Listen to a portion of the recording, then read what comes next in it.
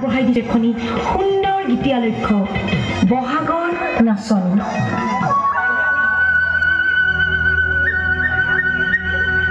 বিহুতি আদৰৰ বিহুতি সাদৰৰ বিহুতি অসমৰ প্ৰাণ। এনেকুৱা বিহুতি এৰিব লাগিলে নাথাকে অসমীয়াৰ মান।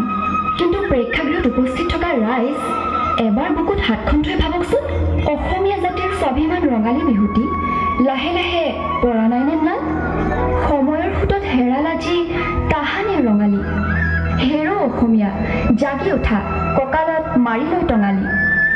প্ৰতিজন অসমীয়াৰ বুকুত আজি খুন্দিয়াই আছে বহু কথাই। গীত আৰু নৃত্যৰে আলোচনা কৰোঁ, কিবা ভুল হ'লে দিব দেই শুধৰাই।